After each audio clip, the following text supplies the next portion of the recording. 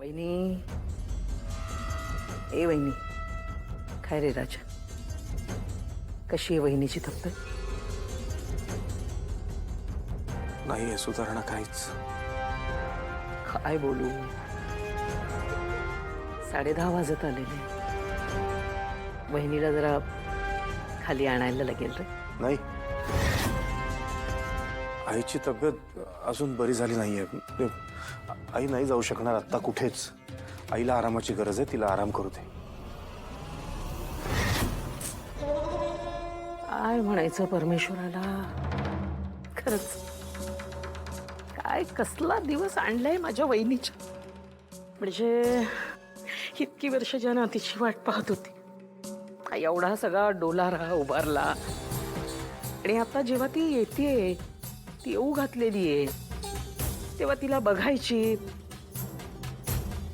तिचं औक्षण करायची अशी काही ताकदच ठेवली नाहीये परमेश्वराने. काय परमेश्वराच्या मनातच नाहीये म्हणणं. तू काय बोलणार? खरं सांगू का राजन तुला, माझी वहिनी ना कमनशिबीच आहे.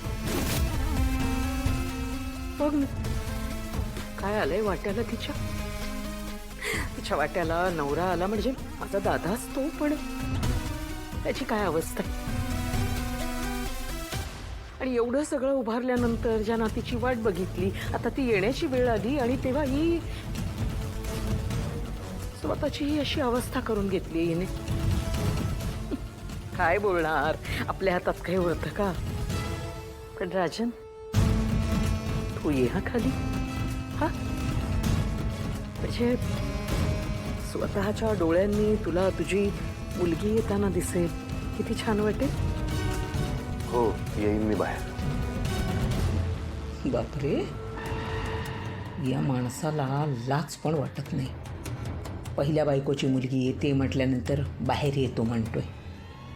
आता मीच बघते ना कशी येते तुझी मुलगी.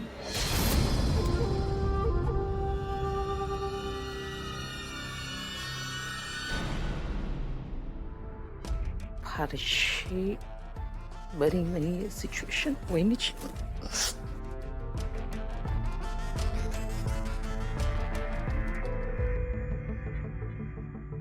राजन, बस.